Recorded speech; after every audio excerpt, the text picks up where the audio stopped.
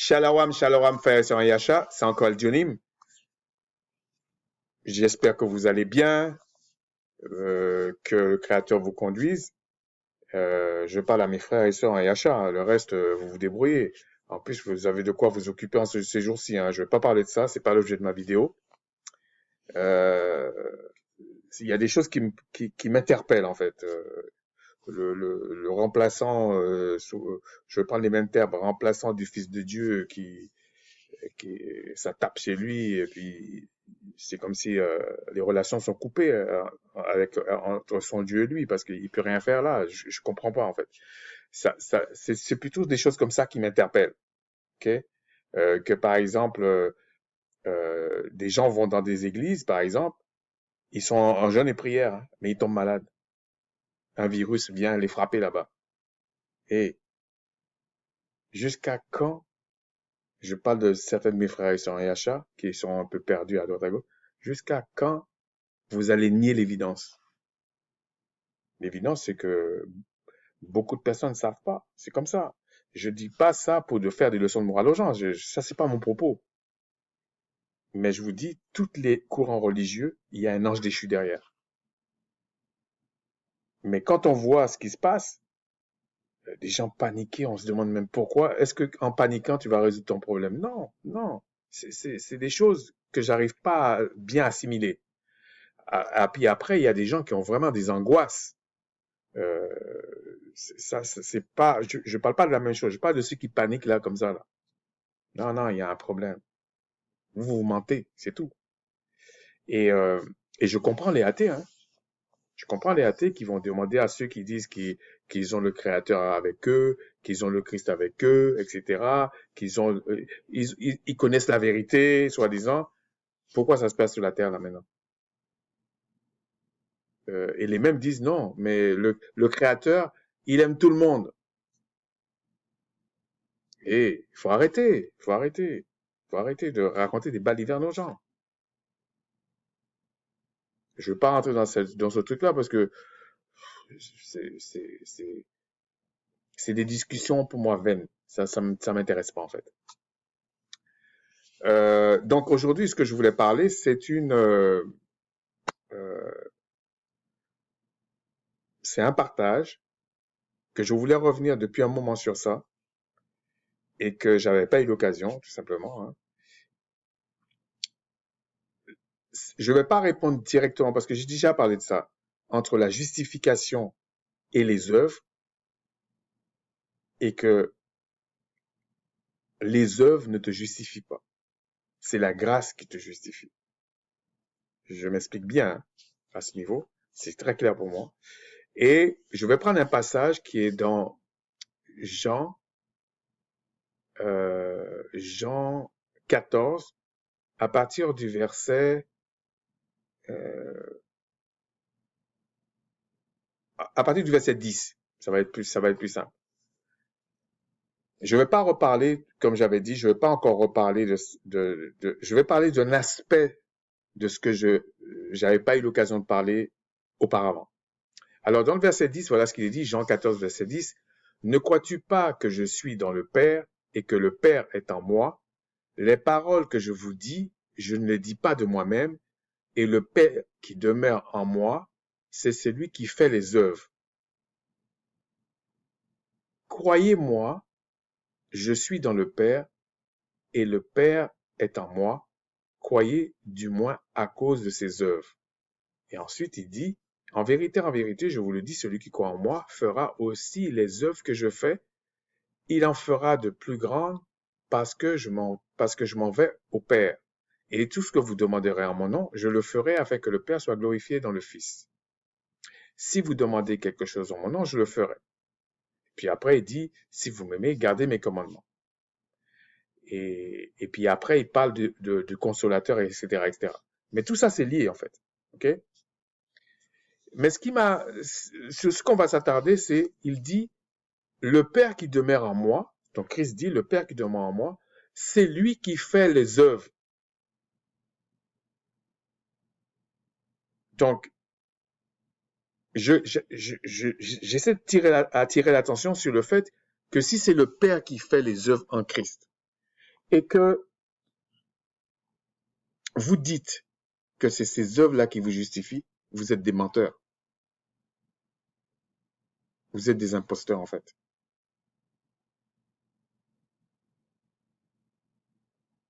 Parce que ce que je veux dire, c'est que les œuvres en vous, si vous êtes du Créateur, Christ vous dit là que c'est le Père qui doit faire ça en vous.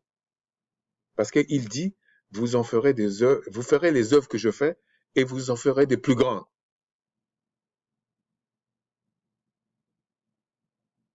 Donc c'est pas les œuvres que le Père, si vous voulez, les œuvres que le Père fait, c'est à lui, c'est pas à vous.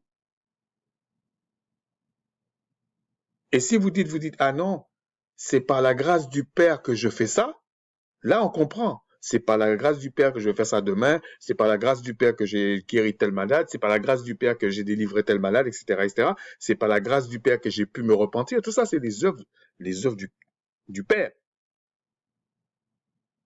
du Créateur même, du Tout-Puissant. Donc si vous dites ça, mais qu'est-ce qui vous justifie alors? Ça ne peut pas être ces œuvres-là.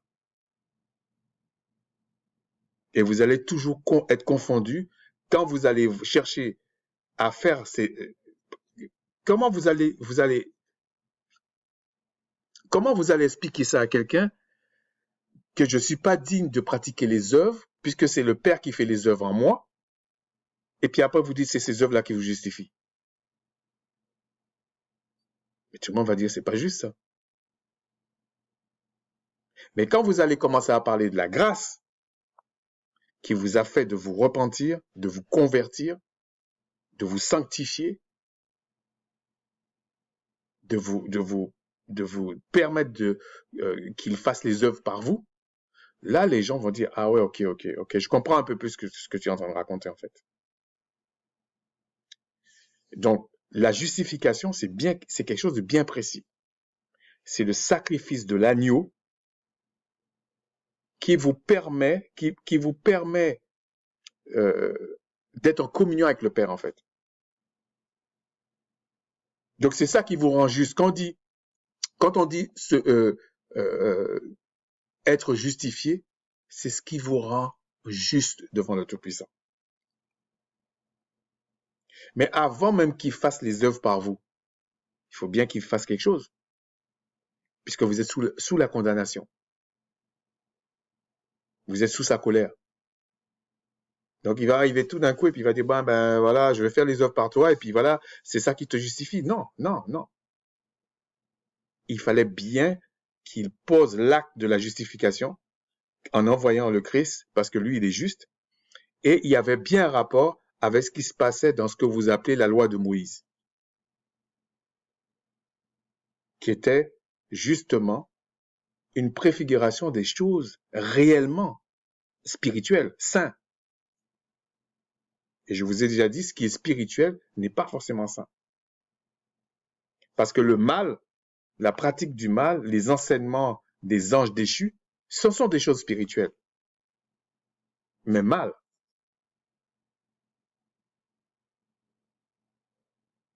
Et d'ailleurs, depuis la Genèse, on vous explique que le bien et le mal, c'est des sciences spirituelles.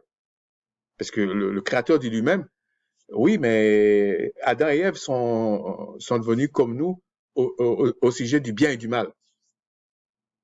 Donc, c'est pas la chair qui vous enseigne ça. C'est pas la chair qui vous enseigne le mal, non. Laissons de côté pour l'instant la base de ce qu'on va dire, et puis on va aller dans quelque chose qui explique qu'il y a bien une action du Père qui doit se faire pour atteindre ce niveau-là que Christ parle. Et on va aller dans Jean 3, à partir du verset, on va dire... Bon, il y a Nicodème qui vient pendant la nuit pour interroger le Christ et tout ça. Et puis Christ lui répond, Jean 3,3 lui dit,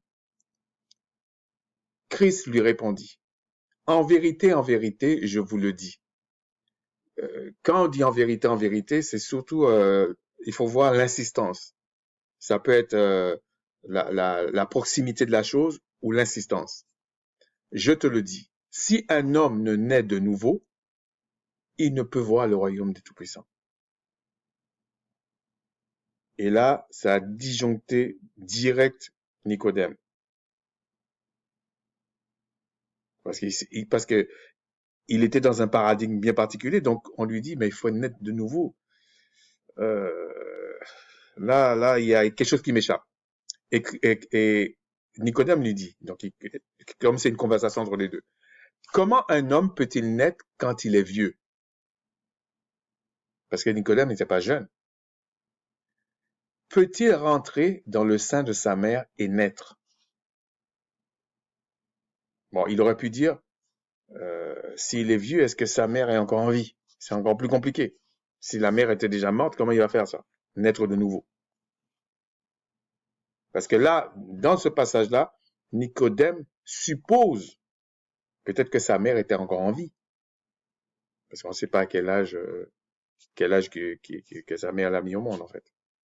Donc, là, on suppose que, quand il parle comme ça, que la mère existe, à la limite. Christ répondit, en vérité, je te le dis. Si un homme ne naît d'eau et d'esprit, il ne peut rentrer dans le royaume des cieux. Là, il insiste encore. La première fois, il dit, si tu ne nais pas de nouveau, tu ne peux pas le voir, le royaume des cieux. Là, il dit, tu peux même pas rentrer dedans. Et là, il précise un peu plus. Ce qui est né de la chair est chair, et ce qui est né de l'esprit est esprit. Ne t'étonne pas que je t'ai dit, il faut que vous naissiez de nouveau. Puis après, il explique comment le Créateur éduque et enseigne un homme spirituel, en fait. Mais il y a beaucoup de personnes qui s'attardent sur le fait qu'il a dit si un homme ne naît d'eau. Et puis il laisse de côté l'esprit, en fait. Alors il nous raconte plein de choses. Il dit oui, mais vous savez, l'homme a 80% d'eau en lui, etc., etc. En fait, tout ça, c'est du charabia pour essayer de retomber sur ses pattes. Mais Christ explique très bien ce qu'il a voulu dire dans le verset 6, quand il dit ce qui est né de la chair est chair. C'est quand même assez clair, ça. Et puis il dit, et ce qui est né de l'esprit est esprit. C'est comme s'il a abandonné l'eau, là. Il ne donne pas l'explication sur l'eau, si on prend les choses terre à terre. Mais je vous dis, ceux qui sont nés d'esprit comprennent pourquoi Christ a dit eau et esprit. Ils comprennent ça.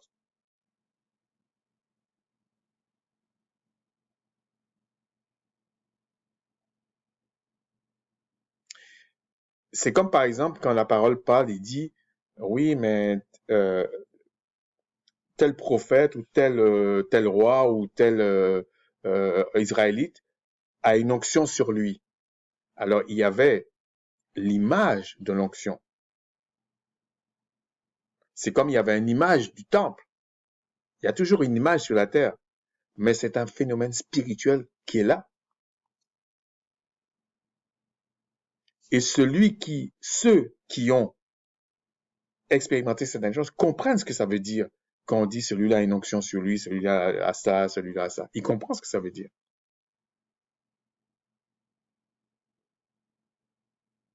C'est pas, oui, ils expliquent ça avec des mots parce que il fallait bien expliquer, mais c'est une réalité spirituelle.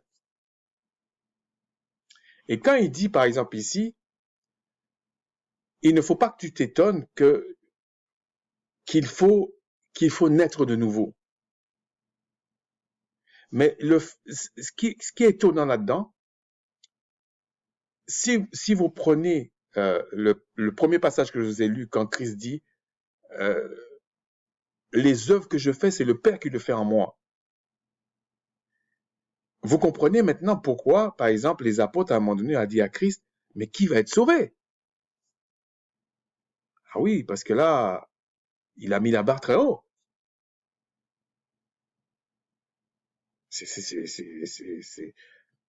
C'est impossible pour un homme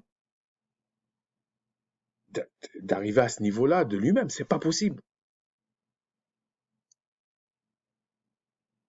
Comment tu peux avoir le culot de penser que toi, en tant que pécheur, un jour tu te lèves un matin parce que tu as dit pardonne-moi, et puis là maintenant tu vas faire les œuvres du Tout-Puissant. Tes membres, ton corps, tes pensées, enfin, tes paroles, tout ça, ça va être les œuvres du Créateur. Mais c'est d'une prétention incroyable. C'est pas ça que les textes expliquent. Non. Il y a bien quelque chose il y a bien une grâce du Créateur qui te permet d'accéder à ça. Sinon, c'est pas possible. Tu te fais un film. C'est un peu pour ça que je vous disais, les choses qui se passent là, ça m'intéresse pas parce que c'est, il faut aller à l'essentiel. Il faut aller à l'essentiel. Il y a des gens qui aiment lire des textes en disant, quand je traverse la vallée de la mort, il y a un matin, etc., etc. Mais c'est eux qui paniquent le plus. Vous êtes des menteurs. Et je veux pas utiliser ça pour parler de ça, non, mais j'avais déjà prévu de parler de ce texte-là, en fait, de faire ce partage-là. Donc, j'ai rien à me reprocher à ce niveau. Donc, la crise dit, il faut plus être né de la chair, mais être né de la chair, c'est quoi? Ça veut dire qu'il y a eu un rapport sexuel, hein? Parce que c'est ça la réalité, hein? Il y a eu un rapport sexuel, et puis la, la femme en général, je parle de ce qui est entre guillemets normal, 9 mois, et puis l'enfant sort. Ça, c'est la chair. Mais l'esprit, c'est quoi?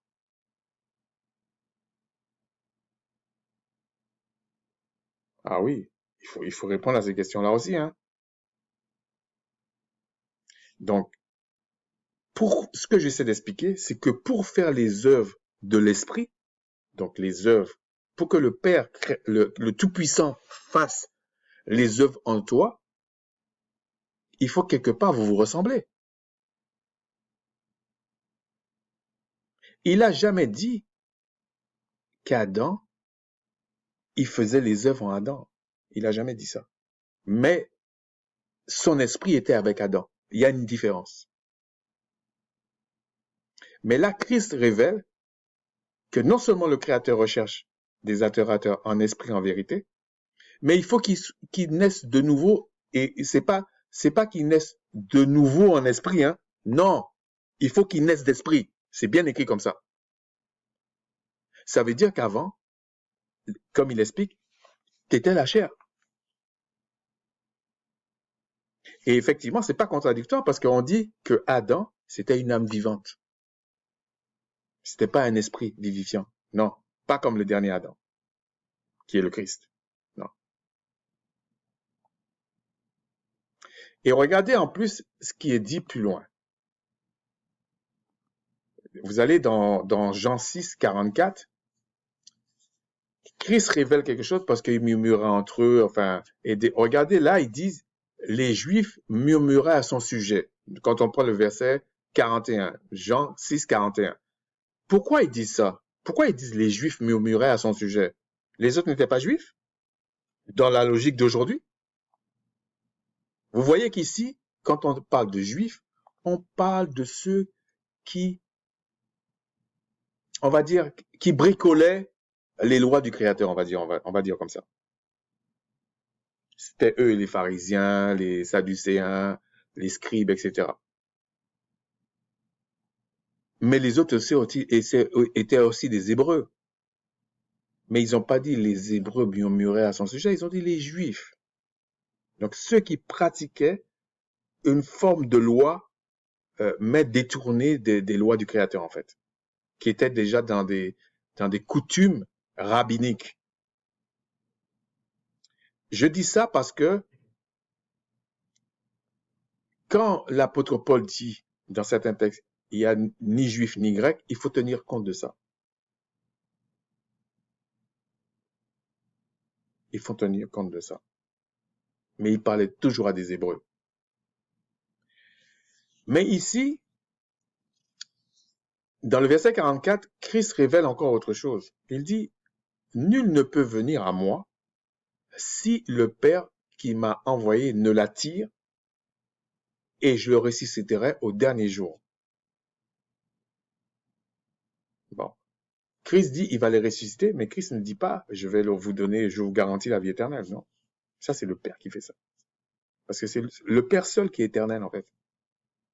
Si tu n'es pas connecté à lui, tu ne peux pas vivre éternellement. C'est des choses simples, en fait. Et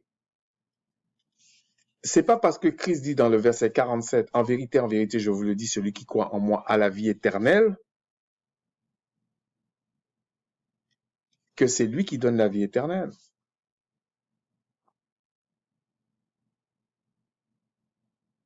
Et puis il le précise plus loin, je suis le pain de vie, etc., etc., etc. Mais il explique, le pain de vie qu'il est là, c'est le Père qui donne ça. Si le Père te donne pas à manger, tu vas vivre comment? Tu peux pas vivre. C'est le Père qui donne à manger à ses enfants, c'est comme ça. Donc, pourquoi je parle de ces choses-là? C'est parce qu'en réalité, il y a beaucoup de choses qui ont été faites, on va dire, dans ce que les gens appellent l'ancienne alliance, qui était une image des choses spirituelles, mais que certains connaissaient déjà les choses spirituelles, mais ils n'étaient pas sous la dispensation du Christ qui leur permet d'accéder directement au royaume des cieux. Non, c'était pas possible. C'était pas possible à ce niveau. Donc, on voit ici que si tu es né d'esprit, tu dois pouvoir pratiquer les œuvres. Enfin, le Père, c'est pas toi, c'est le Père qui vient pratiquer ses œuvres en toi. Ce n'est pas la même chose.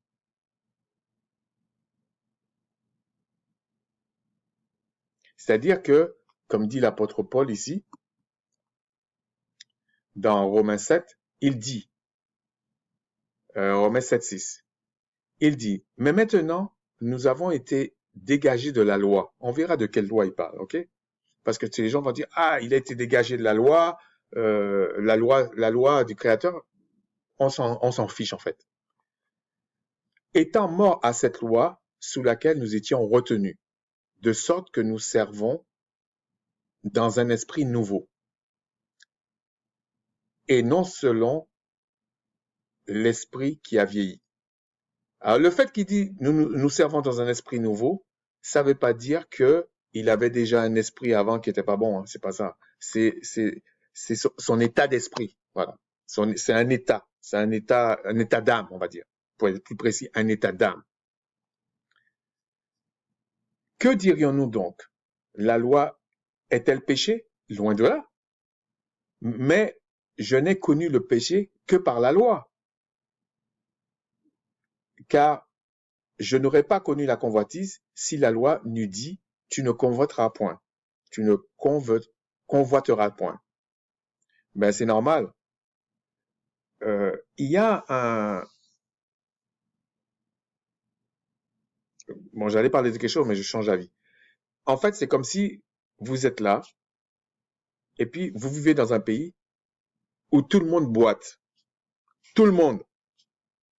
Ils naissent en boitant, ils boitent tous.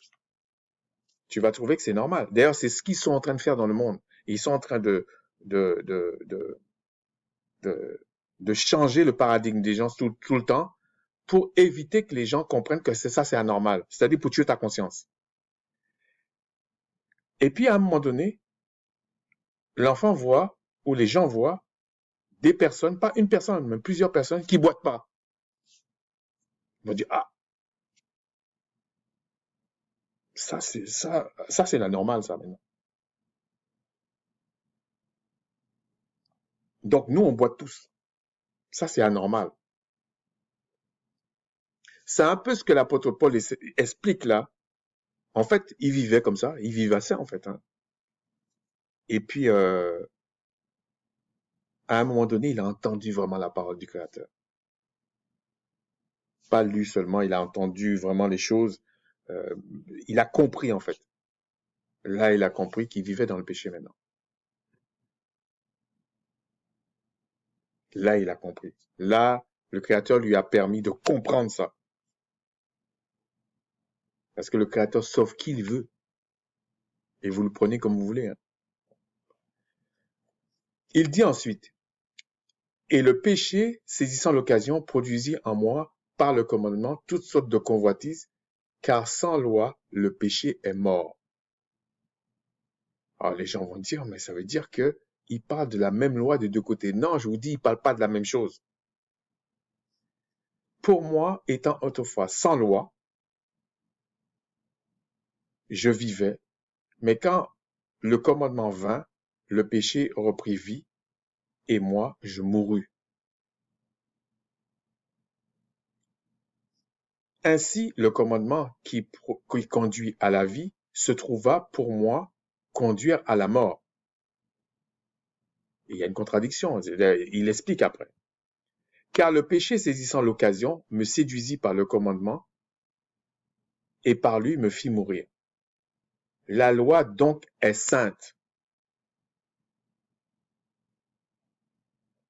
et le commandement est saint, juste et bon. Mais si tu lis ça comme ça, et puis tu penses qu'il parle toujours des mêmes choses, tu vas dire, mais nous avons été dégagés de la loi, ça va pas.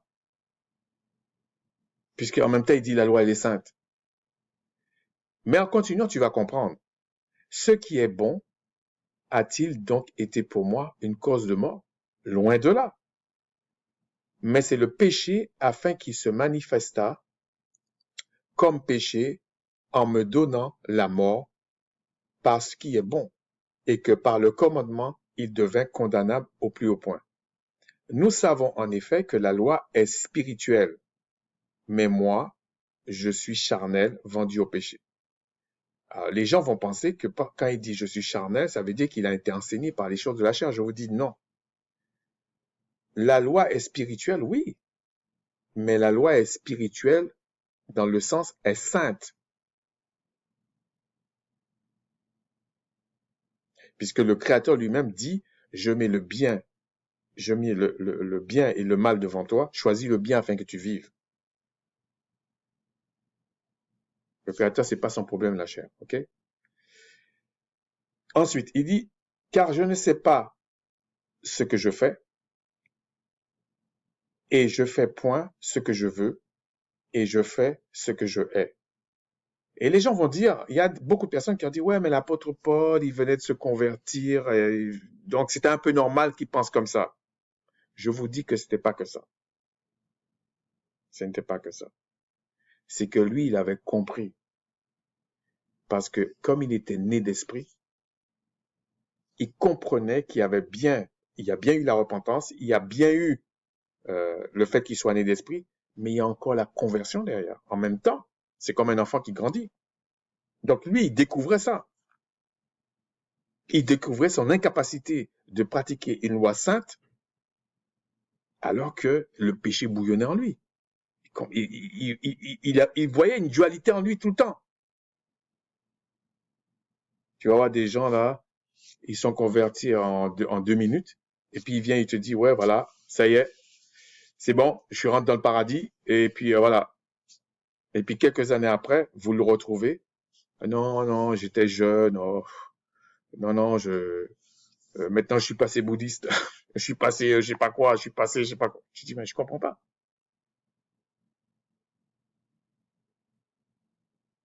Et la même parole dit, si tu es né du Créateur, tu ne peux pas pratiquer le péché. Mais lui, l'apôtre Paul dit, si, tu peux pratiquer le péché.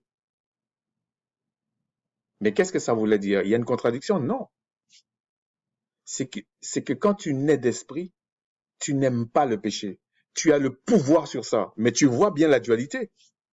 Mais en invoquant le Créateur, le Créateur t'enseigne, et puis là, tu peux chasser des choses de toi.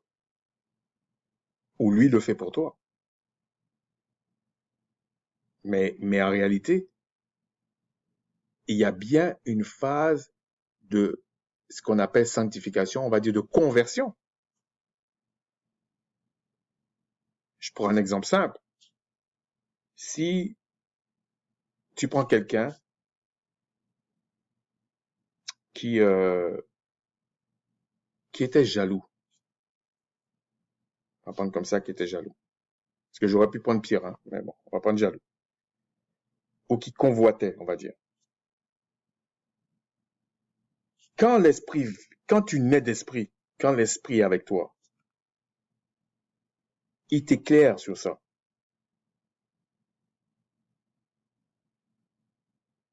Mais ce n'est pas toi qui change les choses en toi. Tu peux pas.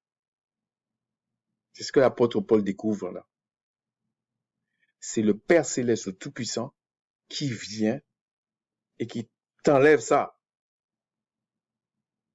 Il y en a qui passent par des pleurs, des jeûnes, qui supplient, qui crient. C'est pour ça que vous comprenez que dans les Écritures, on dit supplier, crier, etc. Et les gens disent, ouais, mais quel père qui est méchant comme... Mais non, c'est pas ça. C'est le Créateur qui sait comment vous enlever ça. Et quand il vous enlève des choses, c'est son esprit qui prend la place. Et l'apôtre Paul continue, il dit, et maintenant, ce n'est plus moi qui le fais, mais c'est le péché qui habite en moi. Il vous explique. S'il n'y a pas l'esprit du Créateur en vous, comme Christ dit, c'est lui qui fait les œuvres en moi, ça veut dire qu'il y a autre chose en toi. Après, il ne faut pas tomber dans la paranoïa, mais il y a autre chose en toi. Et il continue. Ce qui est bon, je le sais, n'habite pas en moi. Ce qui est bon n'habite pas en moi, il dit. C'est-à-dire, dans ma chair, j'ai la volonté, mais non le pouvoir de faire le bien. Il n'a pas le pouvoir. Alors vous allez me dire, ouais, mais tout à l'heure, tu as cité, tu as dit, mais le Créateur a dit, je mets le bien et le mal devant toi, choisis le bien afin que tu vives. Mais il a dit, choisis le bien afin que tu vives, c'est lui qui te donne ce pouvoir-là. Et il n'a pas dit ça au monde entier. Il continue. Car je ne fais pas le bien que je veux, mais je fais le mal que je ne veux pas. Et si je fais ce que je ne veux pas, ce n'est plus moi qui le fais, c'est le péché qui habite en moi. Je trouve donc en moi cette loi. Quand je veux faire le bien, le mal est attaché à moi. Car je prends plaisir à la loi du Tout-Puissant. Là, il le précise, là, selon l'homme intérieur.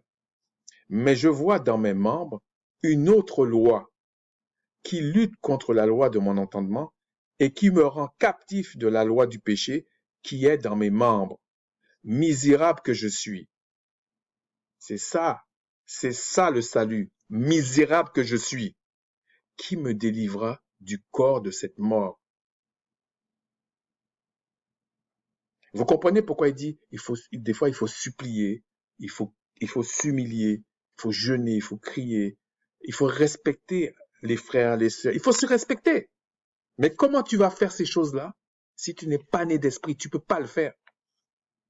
Tu vas penser que c'est en clashant les gens, en disant n'importe quoi, en se moquant des gens que ça va faire quelque chose. Non, tu es en train de t'enterrer tout seul, c'est tout. Mais l'apôtre Paul, là, comprend qu'il est misérable.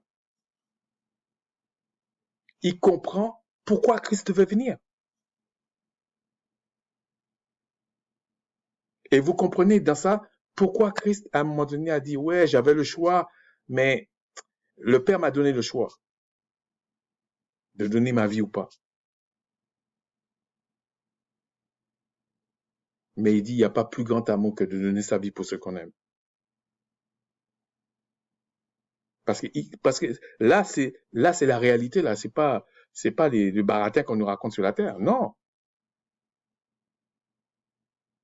Non, c'est pas la même chose, là. Et l'apôtre Paul, quand il parle comme ça, en fait, il comprenait qu'il y a un problème.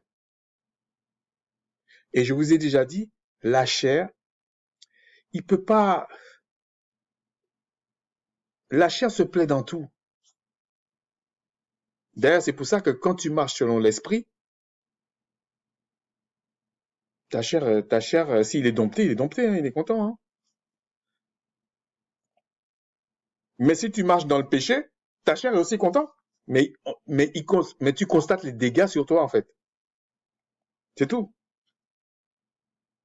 Et l'apôtre Paul, quand il dit, mais maintenant, nous avons été dégagés de la loi, il parle de la loi du péché dans lequel il était enfermé.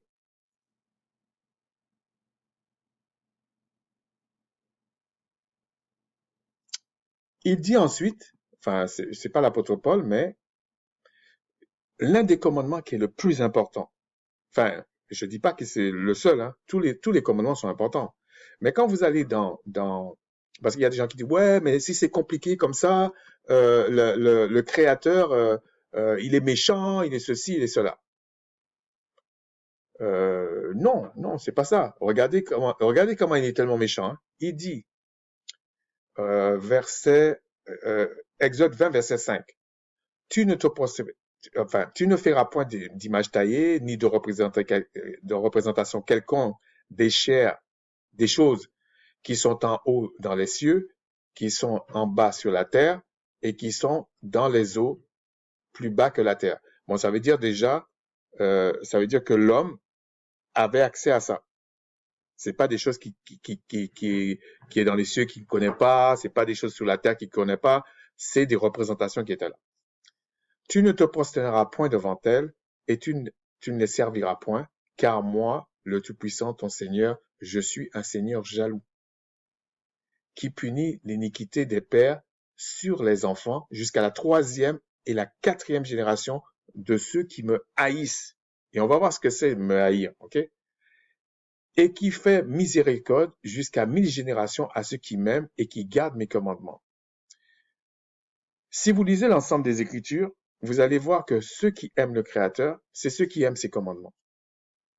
Et ceux qui le haïssent et que lui-même est, c'est ceux qui ne, qui ne connaissent même pas ses commandements. Mais prenons ça au niveau des hommes. Quelqu'un, quand tu lui fais du mal, il te donne, je sais pas moi, tu lui dois, on va dire, 40 euros, si on parle dans la zone européenne. 40 euros. Et puis, si tu fais qui est normal, hein, quand on dit ce qu'il aime, c'est ce qui est juste. À chaque fois, il te donne 1000 fois plus. Il te donne 1000 euros. Tu vas dire qu'il est méchant? Parce qu'il t'a demandé 40 euros? Non, il n'est pas méchant. Il aurait pu te demander 1000 aussi, hein. Mais quand il dit, quand tu fais pas bien, il est prêt à, bon, il va dire 4 générations. Mais quand tu fais bien, c'est 1000 générations. Ça veut dire qu'il est généreux. Parce que quand on va savoir toutes choses, on va savoir que on méritait tous la mort, en fait, hein.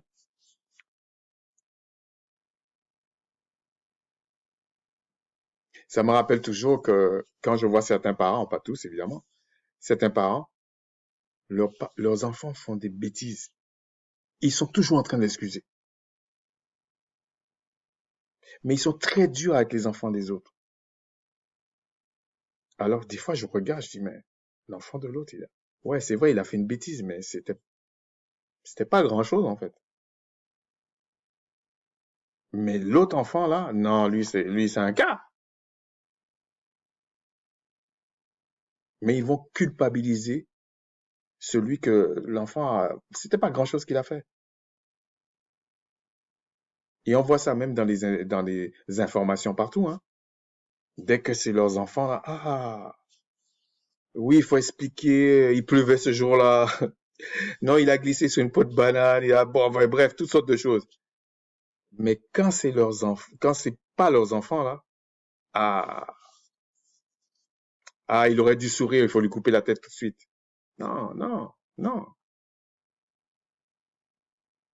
Eh bien, ça, c'est aussi le péché. Quand tu n'es pas capable d'être honnête avec toi-même, c'est le péché. Et le Créateur, quand il a voulu être honnête, même avec le premier-né, son propre fils, a dit non, je peux pas faire ça comme ça. Voilà le deal. Et Christ a dit, waouh, je vais le faire parce que, tout ce que tu dis est juste.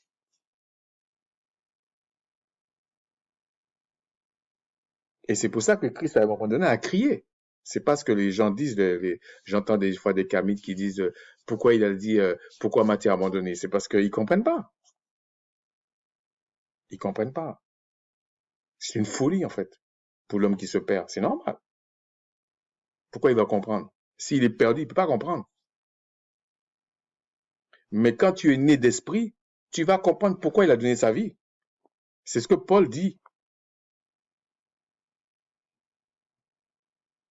Et quand tu es né d'esprit, est-ce que c'est un enfant qui naît de lui-même? Non, ça n'existe pas. Même dans la chair, un enfant ne peut pas naître de lui-même.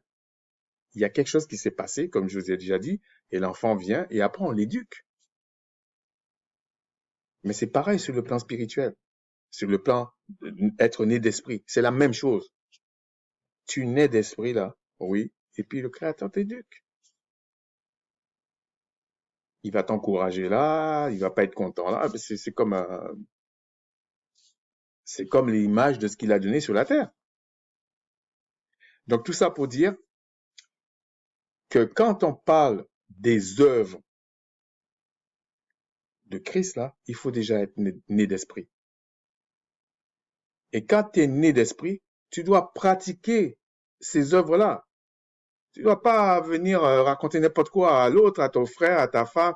Moi, je vois, une fois, j'ai vu, bon, c'était pas méchant, hein. Il y a un frère qui m'a posé une question, qui a posé une question sur un forum, et c'était pas méchant, hein, qui dit, mais en fait, on parle d'égalité de l'homme et de la femme. Et moi, j'étais sincère, je dis, moi, je comprends pas ce que tu es en train de dire. Parce que si toi, tu es né d'esprit, tu dois respecter ta femme, tu dois respecter tes enfants, tu dois respecter tes frères, tes sœurs. Je comprends pas cette histoire d'égalité ou pas d'égalité. Et je dis pas ça pour ce frère, hein, je pense pas qu'il pensait comme ça. C'était simplement parce que la question qu'il a posée, ça m'a interpellé en fait. Je dis, mais en fait, ben oui, la femme, elle pense, elle rit, elle dort, elle peut chanter, elle peut pleurer. L'homme, c'est pareil. Mais c'est quoi qui fait la différence? Il y a bien une différence entre les deux. Donc, les mêmes. Alors, il y a deux groupes de personnes, surtout les chrétiens, soit entre guillemets là. Eux, ils partent quand il faut être dur. Là, ils sont les chefs. Okay, là, ils sont chefs. Mais quand il faut respecter les Écritures, là, ils sont plus chefs, hein, parce qu'ils lisent mal les Écritures. Je vous dis, ils lisent mal. Christ s'est sanctifié pour l'Église. On peut pas comparer ça comme ça, hein. Christ s'est sanctifié pour l'Église. Si toi, tu dis, t'es un chef, t'es marié, tu te sanctifies pas pour ta famille va être frappée, c'est comme ça. Et toi, la femme qui dit, non, mais moi, je suis le chef de moi-même. Mais si ton mari est vraiment sanctifié, il parle, t'es foutu. Mais est-ce à dire qu'il y a un sans l'autre? Non, les Écritures disent non, il n'y a pas l'homme sans la femme. C'est comme ça. C'est comme ça.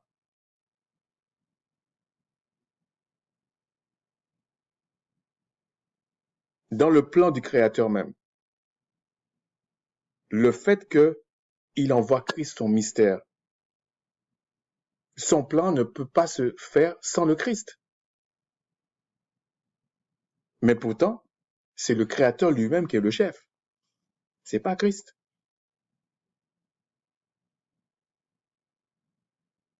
Mais en même temps, il y a une forme de prédestination. Pas une forme, il y a la prédestination qui est là. Mais ça, c'est un autre problème. Mais ce que je voulais dire, c'est que si tu es né d'esprit, c'est pas toi qui dis que tes membres vont servir le Créateur, non. c'est lui qui te met à part et qui te forme et que là maintenant il utilise tes membres, il utilise tout ce que tu es.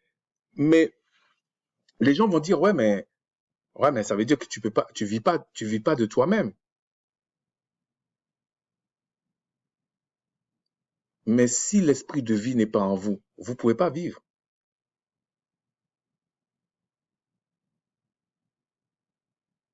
Vous pouvez pas vivre, c'est impossible.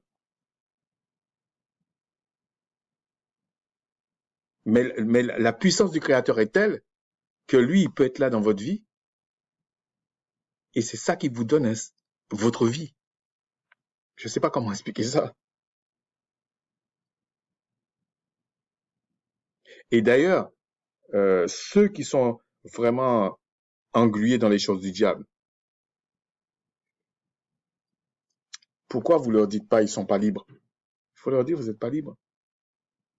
Mais au lieu de ça, vous cherchez à les imiter parce qu'ils gagnent des milliards, parce qu'ils font je sais pas quoi. Vous les imitez là. Vous voulez les imiter. Mais celui qui vient qui dit mais être né d'esprit, c'est la meilleure chose qui peut m'arriver. Vous allez le condamner parce que vous dites mais ça veut dire que t'es pas libre.